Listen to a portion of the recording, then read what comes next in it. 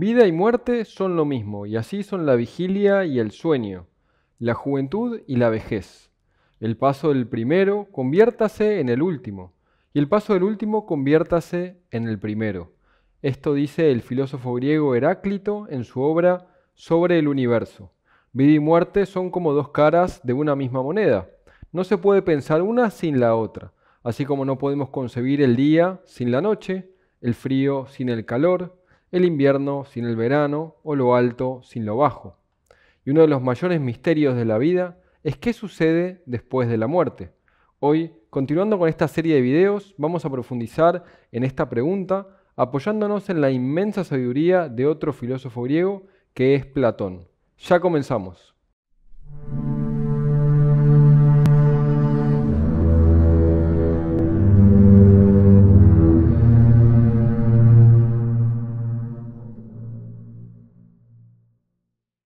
En nuestro video anterior hicimos una introducción al tema de la vida después de la muerte y cómo en todas las civilizaciones antiguas no se consideraba a la vida como el fin de la existencia, sino un proceso de transición a otro mundo, a otro plano, que se encuentra más allá de lo físico, es decir, que es metafísico y por lo tanto invisible a los ojos.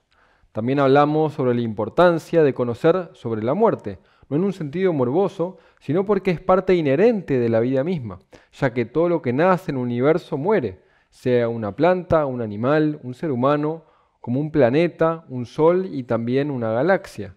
La muerte es quizás el misterio más grande de la vida, por el que todos, tarde o temprano, habremos de pasar, y por lo tanto, ¿qué sentido tiene ignorarla y temerle? No conocer nada sobre ella es como saber que vamos a tener que rendir un importante examen, quizás el más importante de nuestra vida, y no prepararnos para él. Por supuesto que podemos vivir nuestra vida sin conocer nada sobre la muerte, actuando como si no existiera, que es la actitud que hoy predomina en la mayoría de los casos. Sin embargo, frente a lo desconocido, los seres humanos experimentamos miedo, y el miedo, como todos sabemos, no es un buen consejero.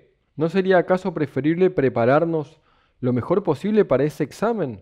Más aún sabiendo, como veremos en el video de hoy, que del resultado de ese examen o de ese juicio depende nuestra próxima vida. Como dijimos, hoy vamos a abordar el tema de lo que sucede después de la muerte, partiendo de la sabiduría contenida en el mito de el Panfilio, relatado por Platón en boca de Sócrates en la obra La República, un libro que, contrario a lo que comúnmente se cree, no es sobre política, al menos no en el sentido que hoy le damos a la palabra, ya que en su origen la palabra política, que viene de polis, significa el arte de la organización de la polis, para que puedan evolucionar en la escuela de la vida todos los seres humanos que viven en ella. La República, entonces, como decíamos, es un libro de filosofía que trata sobre la cosmovisión que tenían los griegos, su visión del lugar del ser humano en el cosmos, y en estos 10 capítulos abarca desde la vida social al mundo metafísico como un todo integral, interconectado. Psicología, filosofía, metafísica, era todo un solo conocimiento en la antigüedad, una visión muy diferente de la nuestra, en donde encontramos los conocimientos separados entre sí como en compartimientos estancos, como si la realidad se conformara por piezas separadas entre sí en vez de ser un todo dinámico e integrado. Toda la obra de la República implica entonces una formación integral para el ser humano. Por otro lado, es importante aclarar que los mitos no son relatos fantásticos e infantiles creados por estas civilizaciones antiguas en base a su ignorancia sobre la realidad de la vida y del mundo, sino que son relatos simbólicos y contienen enormes conocimientos y sabiduría si sabemos cómo interpretarlos. Entonces, ¿de qué se trata este relato? Muy sintéticamente, Sócrates le va explicando a su discípulo Glaucón la historia de un guerrero de Panfilia, que es una zona donde actualmente se encuentra Turquía, es al sur de Turquía. Nos cuenta sobre la vida de un héroe armenio que muere en una batalla. Resulta que van a recoger los cadáveres luego de la batalla y sucede algo muy extraño. El cadáver de después de 10 días de muerto, se encontraba intacto, sin ningún signo de descomposición. Esto no podemos dejar de asociarlo con los relatos que nos llegan de la India y del Tíbet, de grandes yogis y lamas que luego de muertos, sus cuerpos se mantienen intactos durante semanas e incluso meses. Un fenómeno que la ciencia de corte materialista no es capaz de explicar. Que encontremos conocimientos tan similares entre la India y la antigua Grecia tampoco es pura coincidencia, ya que ambas civilizaciones estaban en contacto desde tiempos remotos. Inclusive hay registros que relatan la relación entre Buda y Pitágoras, siendo este último discípulo del primero.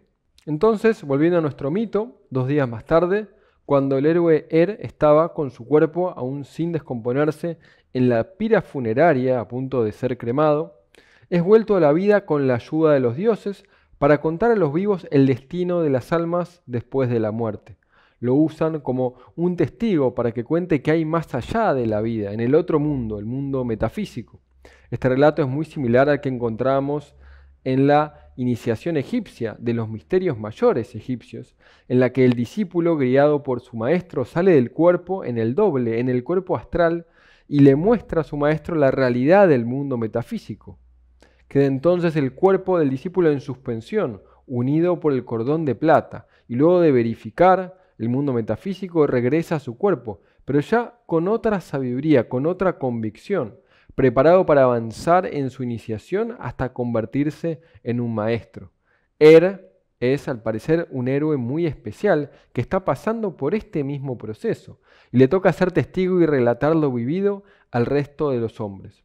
Entonces, ¿qué es lo que relata? Bueno, luego de la muerte, él dice, las almas son sometidas a un juicio y sentenciadas a transitar por 2 posibles caminos, uno hacia el cielo, al que van los justos, y otro que se introduce en la tierra y lleva al Tártaro, como lo llamaban los griegos, una especie de infierno, al que van los injustos. El primero es un lugar de dicha y de belleza, y el segundo un lugar de grandes sufrimientos. Ahora bien, no hay que confundir esta idea con el cielo y el infierno eternos, sino que todo aquí es temporal, para luego volver a la vida física con un nuevo cuerpo. A las personas se las juzga según sus actos y existe una proporción entre cada obra buena y cada obra mala, en tanto que las unas son recompensadas 10 veces y las otras son 10 veces castigadas. Una clara referencia a la idea del karma en el hinduismo, la ley de causa y efecto, de acción y de reacción.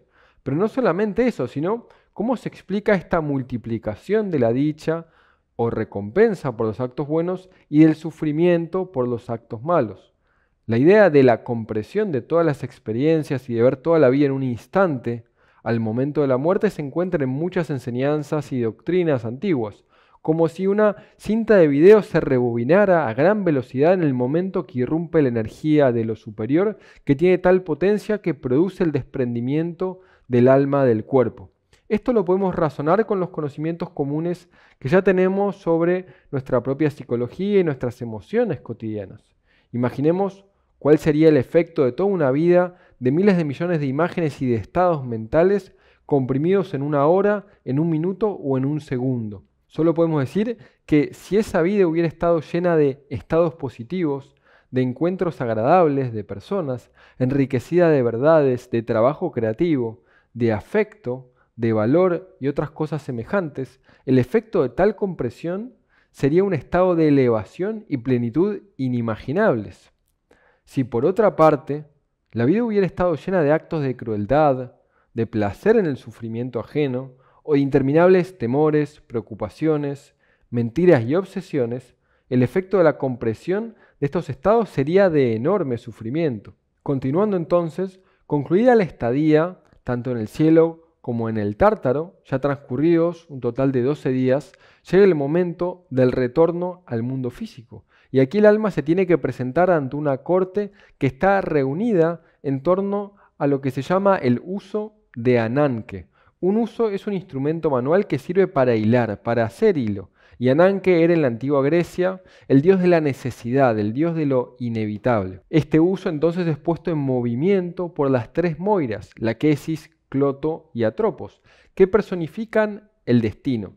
En otras palabras, esto se puede interpretar de la siguiente manera. Ellas, ¿sí?, las 3 Moiras, hilan, tejen el destino de los seres humanos que por necesidad deben volver a encarnar en la tierra y en un cuerpo físico para completar los aprendizajes que les falta realizar en la escuela de la vida. Y aquí el daimon de la persona, que es el ser más profundo, el ser esencial que hay en cada uno de nosotros, es el que juzga al individuo. Lo que Jung llamara el inconsciente colectivo, la no mente del budismo zen, que ejecuta el proceso del juicio según las leyes universales. Ese ser más profundo es el que va a elegir cuáles son las experiencias, los exámenes, las lecciones que esa alma va a necesitar aprender en su próxima encarnación. Finalmente, luego de definida su próxima vida, el alma tiene que marchar por el campo del olvido bajo un calor abrasador. Esto lo fuerza a beber del río Leteo, también llamado el río del olvido, y al hacerlo olvida todas las cosas.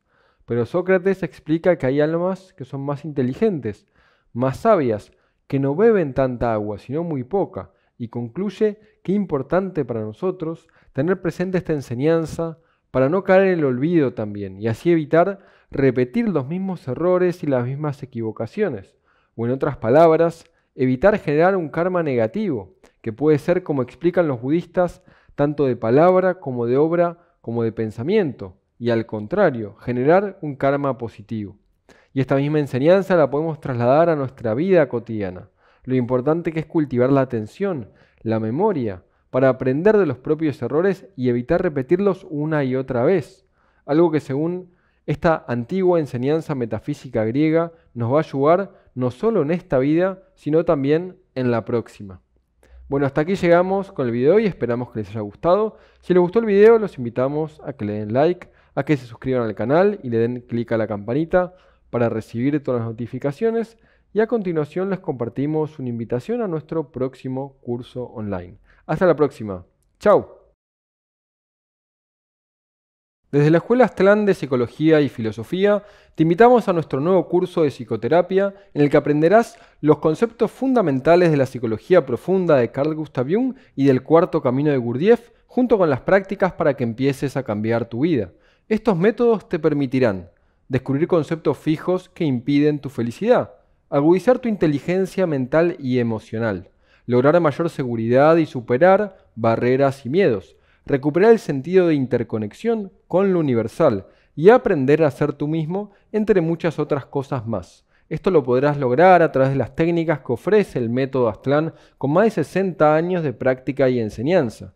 No te pierdas la oportunidad de entrenar tu mente para lograr los máximos resultados y desarrollar todo tu potencial. Abajo vas a encontrar la información sobre cómo participar. Te esperamos.